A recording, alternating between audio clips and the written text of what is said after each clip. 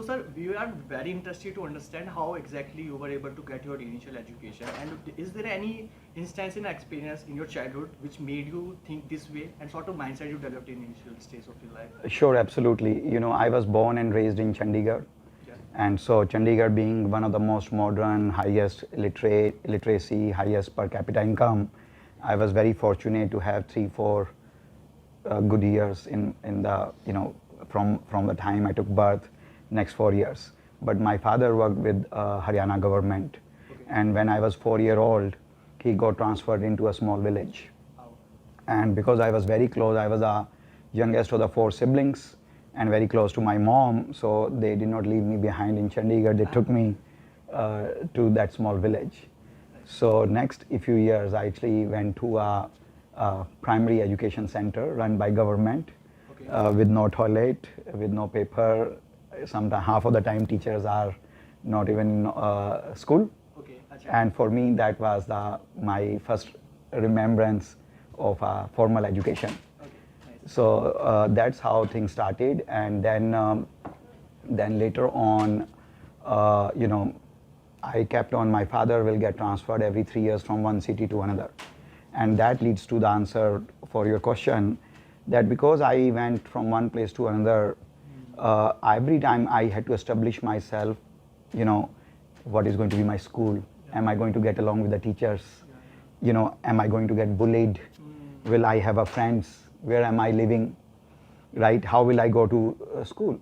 And I did not realize that by the time I did my undergraduate, I had already lived and recreated my life 6-7 times. Yeah.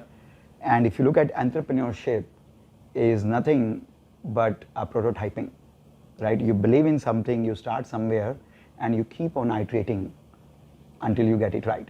Right. So I think my life lessons lessons indeed prepared me for this. You started to become adaptable because That's of right. these That's right. things. And we were curious because we are in college, right? We have so Right. many activities going around the campus. So we would be interested to know what kind of activities you were involved in, sports. It can be anything. Which Sure. No. Absolutely. So look, I actually played cricket and badminton for under 18 for the state of Haryana.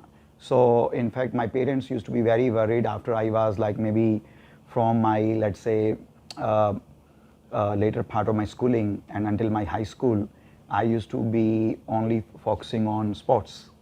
And we will, that time I studied in Fatehabad, which is now a district in Haryana. And we'll as a team, we'll go to different districts to play cricket and badminton.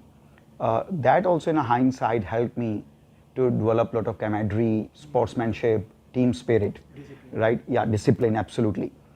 So that is one part. Second is I remember during my first masters, which I did from Indore, I remember there was some college debate. I'm sure your IIT Delhi has a lot of Sure. college festivals and all. So we had one such festival, and that was my first time doing something enterprising to earn money. So I went to the local hotel operators and told them that I will promote your hotel during our festival, but you give some sponsorship, something which I know IIT Delhi and so many other leading institutions do all the time. And so but yeah, so I think thing is you don't wake up one day thinking that I am now entrepreneur. Lot of you don't realize that your education, your upbringing, your different reference points, your friends, each activity you do ultimately lead to what you end up doing. build your personality from scratch. That's right. Exactly. Sir, I want to know what made you to choose the decision to going abroad and doing your MBA.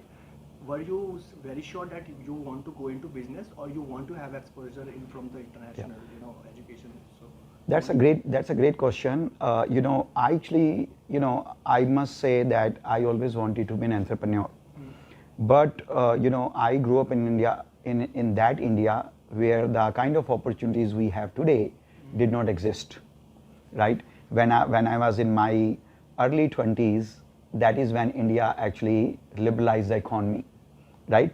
So so in India the opportunities were very little. I was working in my hometown Chandigarh. Somehow I got exposed to working with some of the American companies. okay. and I was very impressed. That time, it was not common to know American culture, working culture.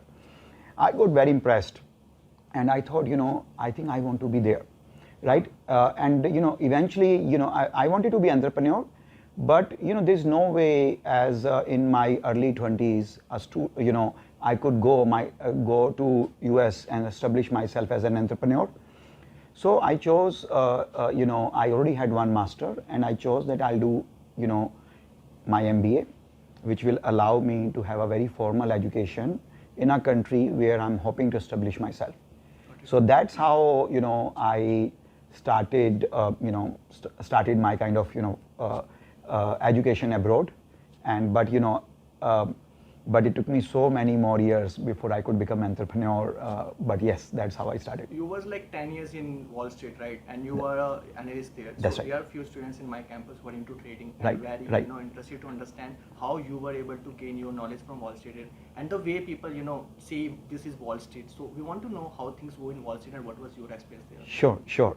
So after my MBA, I worked with Schwab.com, which is that time world's largest online stock brokering firm. And after that, I worked with Microsoft in their corporate headquarters in Redmond, Washington. And in fact, I was very fortunate to had an opportunity to work with Bill Gates. Yeah. Then, after 2 jobs, I joined Wall Street, right? And I loved that career because I was an analyst. So it required a lot of detailed research, a lot of number crunching, connecting dots, building mosaic theory, developing knowledge and expertise on an industry. And I also feel very lucky to, I did not cover, and no offense, but I did not cover banking stock or airlines or insurance company. I covered internet. Okay. I mean, imagine in the early 2000s, I was covering companies like Google, Netflix, Amazon, Microsoft, right? So it was great. I mean, I would analyze these companies. I will develop my expertise on an internet sector, which was less than 10-year-old, maybe or 10 or 11-year-old by that time. It's now 27-year-old industry, right? And still a long way to go. So yeah, so it helped me to really develop a lot of subject matter expertise. Mm-hmm. And by then I also realized that a lot of time as a student we have desire to know everything, but sometime I think it pays well to be inch wide and mile deep. I would say inch wide was internet sector, mile deep was knowing everything about the internet sector. And and today I was able to found 2 companies, and I can't stop thanking my Wall Street experience, which made me ready, more than ready, I would say, what I ended up doing in India with the 2 companies I founded. Like you started with MBA, you went to working with Bill Gates Corporation, then you shifted to Wall Street, which were more like a technical side of the company, right? So did you ever felt like I should have been to tech early in my life, or I would say that, or would you say that this journey was in itself good enough for you to understand what things are there and what you learn from that? Yeah, see, that's a great question. In a hindsight, everything is 2020. You absolutely, I mean, you guys are all studying in a country's premier institution and very mathematically inclined. So you can do a lot of regression analysis, right? So in a hindsight, you absolutely have an opportunity to say, I could have done this thing differently, etc. But I think, I feel really, I feel very fortunate in terms of how my kind of life evolved in US and how I came to India, and one thing led to another. Yes, I mean, I must say, when I went to US for my higher studies, that time I had no idea that this new age economy, digital economy, will bring this level of deep social, economical, impact. Yeah. Right. So from that perspective, yes, I do feel that I wish I was part of that, even from 1994. Got it. I read somewhere that you were doing an analysis in Wall Street and you got to know there's a huge potential in Indian market, and that time you realized that either I have option to continue with my work right now, or I can go in and become part of that gold rush. But of course that was a really tough decision to make. So we want to know that what were your criteria, what were thinking at fundamental level which made you to choose this tough decision at that particular point.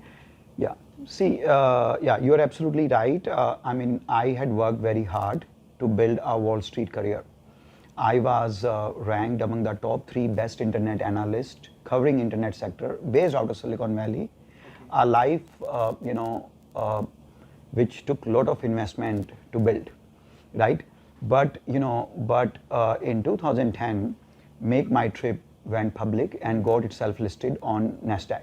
Got it. That time, e-commerce was 17-year-old industry, right? It's like 2010, internet came in 1994, 16, 17-year-old industry. I thought, there must be something happening in India that you have now company coming out of India and getting itself listed on NASDAQ. So I decided to write a research report on India internet sector and on Make My Trip. I flew from San Francisco, met founder of Make My Trip and 6-7 other internet companies founder. Those were the number of total companies in the entire sector by then. And that time I realized that, India is now getting ready for prime time for the new age economy. And why should I just stay in Silicon Valley writing research report when I have an opportunity to create an underlying asset?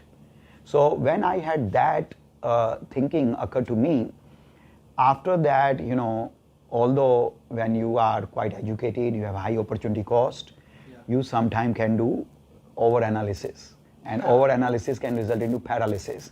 And that makes you frozen. But I somehow got lucky. I reached to a stage where I was able to tell myself the regret of not doing ShopClues, which was my first business, would be bigger than anything I gave up. So I gave up my $1 million job. I gave up my life in Silicon Valley. I gave up everything I built in USA for 15 years and came first time with a one-way ticket to India. Yeah, they say regret is the biggest disappointment you can have in India. Another great question. I think, I must say it was very, very difficult because, one is India versus US, culture, value of work ethics, for how long white collar multinational style jobs existed in US versus in India, right? So it's very, very different. Then within US, Wall Street operates in a very cutting edge manner, very, very fast paced, very type A people come, people who are very, very ambitious, who want to make a lot of money, who want to make impact, and they have achieved good education, and they demand nothing but best from themselves and everyone around them. So with that kind of, and also I worked with 3 Fortune 100 companies, not just yet another company in US. So I think that absolutely created a lot of gap in terms of how India operates and how I was trained to operate. So it was a fair amount of adjustment, but I had my share of frustration at times. Sometimes I also felt like just giving it up. But on the other hand, that training also helped me to in fact lift so many other people who were smart, who were really smart, but they did not have the exposure which I had before. So it all worked out. But yes, it's India from that perspective, I must say, is a quite harsh country. You cannot have just a soft landing, and especially when you comes from outside. Right. Yesterday I was having chat with a senior. They are also working on a startup. So they were saying, Shashank, in US you have value adding sales. Interaction with the people. You just need to talk on the value. They do not know the negotiation. In India, you have to provide the value. Then you have to provide the discount. You have to provide the feeling of FOMO. You have another 2 to 3 years. Then you actually convert a really quality B2B sale, right? So the time you started, e-commerce, you started in e-commerce. How tough it was for you to aggregate and bring the people who are doing really great in the market and tell them, yo, I am gonna be better than Flipkart. I'm gonna be any of the marketplace. That's right. Yeah. See, I had a very hardcore Silicon Valley training. Okay. And in Silicon Valley, if you're a technology centric, then they say place more emphasis on a product rather than on marketing, right? So I created, with ShopClues, I created India's first ever marketplace. There was no ride sharing, there was no food tag, there was no edu tag. Like literally for any category, ShopClues was the first marketplace in India. So most of my investment went into product, right? And because it was a marketplace, we were able to give selection and kind of products which Flipkart and many other companies were unable to offer that time. All the e-commerce companies that time offered was mobile phone, electronics, computer, very standardized item, very easy to source. You need one seller and he can give you 50,000 laptops. But what about Punjabi juti? What about clothing? What about shoes, right? What about t-shirt and home furnishing item? Like, So, so my choice of business model and the disruption I brought with the marketplace actually helped me to have a bit of an unfair advantage versus other more deeply funded players because of the selection, right? And then all that selection came at no cost to me because I created a technology platform and those selections sat on someone else's balance sheet, right? So this is how I got a start. But to answer your question, yes, FOMO, discount mentality, all that does play a much bigger role in this country. So I must say, first 5 months, in spite of all these cool things I just spoke about the innovation, etc., we got beaten down. Okay, I remember launching ShopClues on 21st November 2011. Next 4 months, we will have 10, 12, 15, 20 orders per day. And we were very frustrated that why the customer is not adopting. And then by then I had already spent 4 or 5 months as a newly returned NRI from USA. So I understand in Indian consumers some of these aspects. So what we did is we started offering a deal which we call it jaw-dropping deal, and we offered a deodorant for 9 rupee. Right? I also noticed that internet speed in India was not very high, so every Indian carried 1 or 2 pen drive in their handbag or in their pocket or in their laptop bag, which was not culturally, I never saw it in USA. So I made, that time I think the highest storage was 16 GB, right? So I made a 16 GB storage that time available for 99 rupee, which used to be around 900 rupees, right? So what happened when I offered someone a 200 rupees discount coupon, right? They did not take it. But when I offered a 9 rupees deodorant, we sold 12,000 of those in 1 hour, and our website will crash. We'll get 1 million traffic single day without spending single penny on Google or Facebook. Marketing kind of. Right? Yeah. So that time, so literally we did create some of these FOMO-driven, heavy discount, but we were mathematically very careful that we want only certain deals which can get people attracted towards Droom, ShopClues. Okay. But eventually, what happened? If you bought a 9 rupee deodorant, 2 months later you bought a 800 rupees shoes. 3 months later you bought a 28,000 rupees laptop. Okay. 1 year later you bought maybe a 50,000 rupees TV. Right. And that's how the flywheel started working in our favor. Right, got it. The time you said that this is gonna be your USP, selling deodorant for 9 rupees, and after you were saying that people were buying other things. So how you made the entire company shifting from selling the deodorant and promoting yourself as a market? See, we can provide you any product and service, and how people actually started to adopt all the product and features. Yeah, no. So I think look, because to begin with, we were very sure that all these 9 rupee or 99 rupee, they are more of a sampling of ShopClues. Okay. But ShopClues was not meant to be only a deeply discounted platform, right? We were going to offer every possible product or every possible category which is legally allowed to be sold or available online in India, right? So we ultimately we sold for selection, low price, unstructured categories, and 30 like a smaller cities, right? And these were just these were substitute of how we would acquire a customer by paying very expensive money to Google, Facebook, and TV channels. So our cost of acquisition, so deodorant you can buy for 150 rupees, right? We sold it for 9 rupee, but that was costing us maybe 110. So you can do a math, 110 minus 9, and maybe 30 rupees for shipping. That was my cost of acquiring a new customer, whereas my competitors were spending 2,000 rupees to acquire a customer. So for me, it was only a customer acquisition strategy rather than that's all I did for living.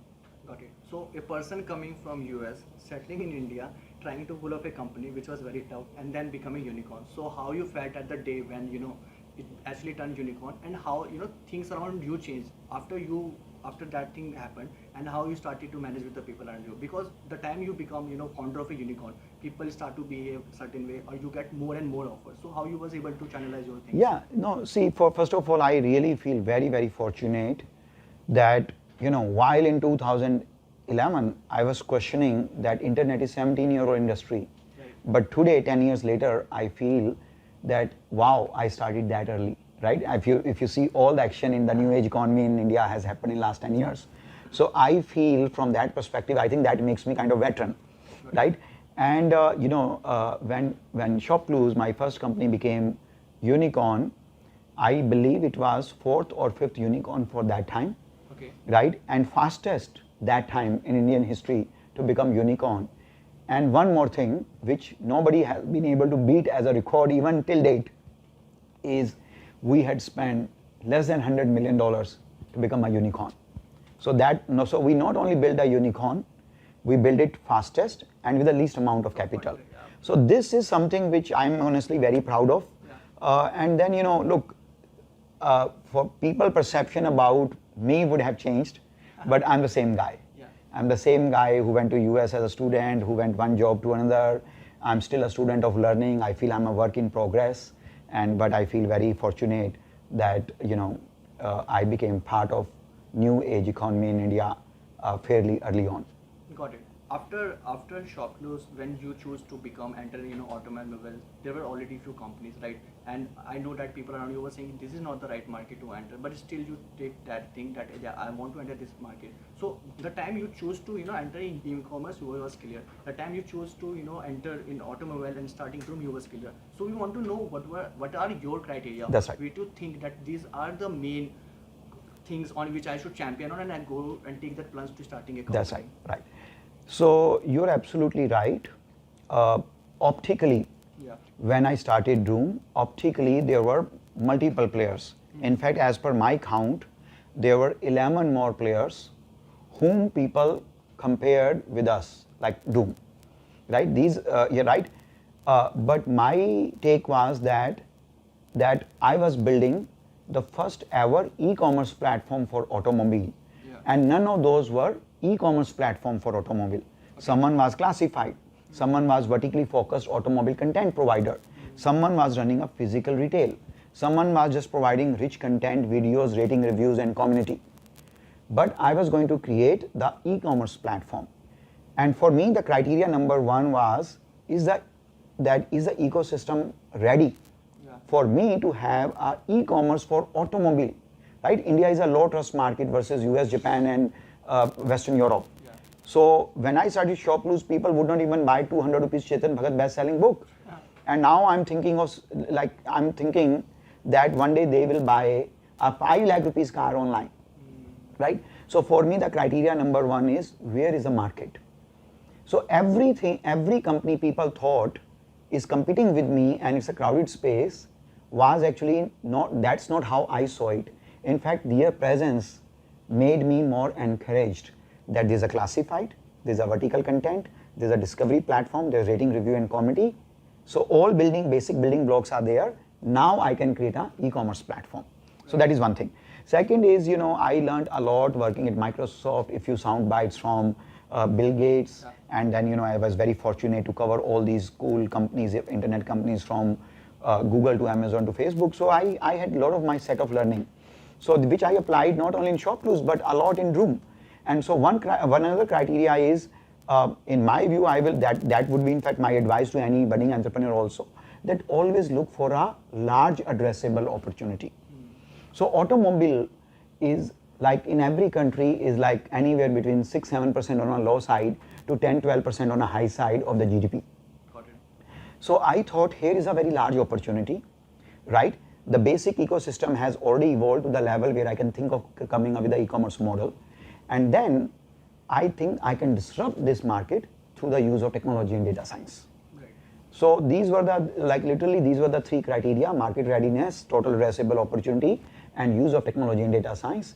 And that's how I started. Right. So you do not directly jump into market. You take 4 steps back. You understand how exactly things are going. Is the market ready or not? That's right. Right. And then you go it.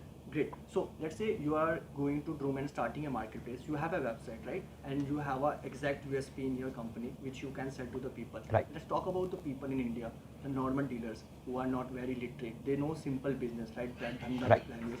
At that time, what was your pitch? How you was able to convert these people to say to come to our marketplace, and how you will be getting value at the end of the day. Right. Because at that time, these people are not that smart to understand what is a marketplace. Yeah, no, absolutely. See, for me, it was almost deja vu. because when I started ShopClues, people had only seen Flipkart ad on TV. They did not even know the word e-commerce that well. They had no idea what does marketplace means, and none of the small and medium businesses knew what does it take to sell online, right? So that was for the entire India, for independent of any category. Now at time of Droom, we are talking about automobile, and you very rightly characterized small and medium auto dealers, right? They don't have deep pockets, they barely know English, they don't have technology sophistication, right? But they do 2-3 things which you and I can never do. They can source an automobile cheaper and faster than you and I can do. They in no time can refurbish it, and they can sell it, right? Our platform communicated to them that we are here to empower you rather than compete with you, right? You don't need to know English, you don't need to know technology, you don't need to have deep pockets. You only do what you do for living, and rest we will do, and will help you to have a great reach out to millions of online shoppers, and on the way provide you reputation management, provide you standardized experience, provide you simple, easy to use tools. So long as you can read and write in basic English and can send and receive email, you can now sell your products online with Droom. So that's how we started, and we were able to actually create the largest dealer sign up for any company independent of business model with Droom. Got it. If you were to break the entire journey of Droom or ShopClues for that matter, starting with development of the product, that is your basic website, and then going and getting the initial customers who can provide valuable feedback to you. So how you were able to get the quality people in initial stages of your life? How you focus that this is the time I should be developing product, this is the time I should be going into market, and this is the time I should be expanding my business to different origins? See, now after doing it 2 times, I can sound almost like a professor with a very scientific way how to do it.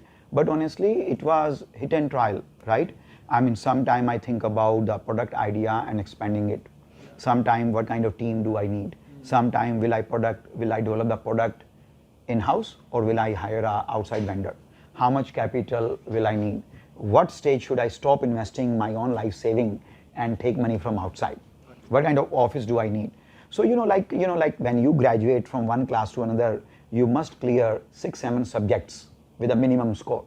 So same way, at any given point of time, I had all these different subjects, and sometime I will go into one subject deep, sometime to 6 subjects but on a shallow level. But I always knew that I must secure minimum passing marks to graduate to the next level, right? So it was almost like a juggling multiple or kind of shuffling through multiple hats, right? But I would say first making yourself ready, that is it for me, and is it really why I want, this is for me, and this why I want to do this. 2, sizing the market opportunity or getting some feel of how it is going to be. Then thinking about your vision, developing a product, attracting a team, attracting a capital, and maybe having at least 3 months of visibility on a rough basis your execution plan. That's how I went literally for both of the companies I built. At the starting of the development of product, founder does everything, right? They do the sales, they do the development of product. So was you the person who was involved in the development of the product, or also it was more like you started getting people from the start itself, and how you divided and channelized the energy, how you focus on which vertical at what point of time? So I'm a product person. I can visualize product, user experience, features, functionality, and while I did not have a formal training for that, I realized that God was very kind to me in terms of ability to solve a problem with the use of technology. So but I do not know the coding. Right? I do not know the coding. Very similar to Steve Jobs, he was a product person but did not know the coding. So, but I usually like playbooks. So, what kind of people I want to hire? I already had everything written down. What kind of investors I want to go after? How much money do I need? I had a presentation for that. What should be the product features? When will I develop them? I'm little more proactive and hyper guy. So I had a lot of these things ready, but for actual product development, I actually hired multiple teams And my philosophy was that I need to start from somewhere rather than start at the best place, because I always believe in power of iteration. So I found one vendor. I said, buddy, why don't you start developing this, right? And then I started getting resume for the people who we would hire. So we had parallelly, we had 2-3 outside vendors, we had 2-3 team members, and that's how it started. So when you wasn't part of the India, you didn't have like great quality network in India, so that you can fetch the quality talented people working in the tech. So how you were able to reach out to quality talents, and on the time you were able to get these people, because for a tech person he is into coding or he has the really good understanding of the tech, how you was able to tell the person ki, see, this is you should be doing, and how you were able to understand the language of that particular person? Yeah, see, so I did not know coding, but everything else you asked, I knew it very well.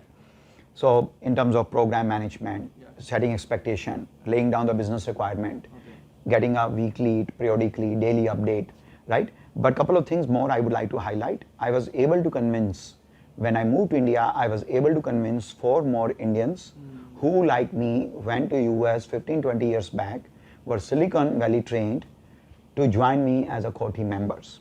So by the time I came to India, I was already working on ShopClues for 6-7 months, and couple of my team members were already working with me from Silicon Valley for a few months, right? So it was not that hard landing, right? And then I'm usually, I like to believe that I'm good in networking.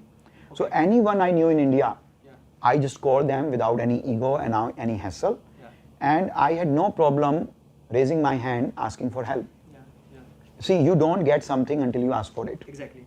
So I had no shame. I was a first-time entrepreneur. I had left a lot of things behind. So anyone I knew, I picked up phone, called, and said, hey, I even called my friend from where to buy the furniture, right? From where to get, someone who can do the interior for my office, from where to buy the laptop. I went to the guy who was going to supply laptop for office, but guess what? He became the first seller on ShopClues. Right, so I not only bought laptop from him, I convinced him to sell on ShopClues too, right? So that's how you have to be ultimately, as you said in one of the previous question, as an entrepreneur, you need to know a lot of things. You can fold your sleeves and handle a lot of things on your own. Couple of things are science. If you do not know, you do not know. So I do not know the coding, but I was very fortunate to use strong common sense for all other things. Basically, vision is the code, and that is something you have to sell to the people. So from the starting, you was a data-driven person. We know that there is a huge importance of the data, but how we would like to know, in objective terms, how you use the data and how you use data to build and develop your product. Right. Yeah. No, absolutely. You see, look, I think first there's an old saying that if you cannot measure, you cannot control. Oh yeah. Right. So, and I'm a trained Wall Street analyst, so I saw the power of data. Right, and if you look at any great business, if you look at any great economy, behind every great business, behind every great economy, you will find mathematics, simple mathematics. So for me, everything is data driven. I like to, if I'm building a product, I would like to know how many features are we developing, what is the timeline, how much it will cost, right? What is the productivity per person, right? So theoretically, if you are data inclined, you can come up with a very beautiful analysis for everything. And over the time, different management philosophies have come up. Management by objective, management by this, management by this. My style is more like management by data. Got it. Right? And so I would use, in my view, data is always helps you to take decision and take logically and mathematically accurate decisions. This is going to be the last question of the session, sir.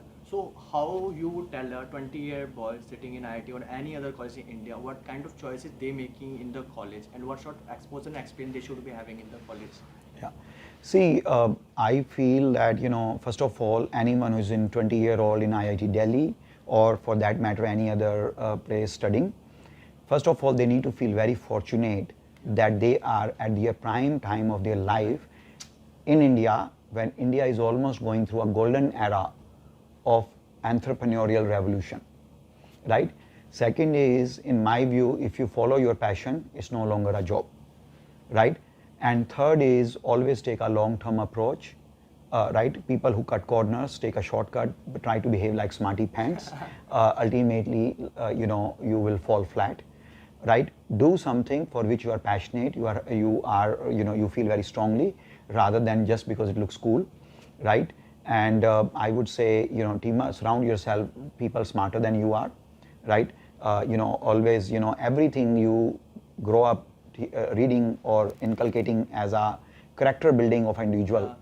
Always remember that they exist for a reason, right? But finally, I would say, because India is going through such an amazing time, I would call every youth that don't be just a spectator, be a player, right? Participate in what's currently going on in India. It's the first time in Indian modern history entrepreneurial opportunity is equally available to everyone, independent of which family they were born in and their family's resources or their last name. Right? So my biggest message would be, don't be a spectator, just participate in this great revolution. So Sandeep started here, having a great life in US, went India, struggle of 5 months, and then started 2 unicorns. You have my utmost respect, sir, and thanks for doing Thank you. Thank you for having me. I'm loving to host you again. Sure. Thank you so much. Thank you.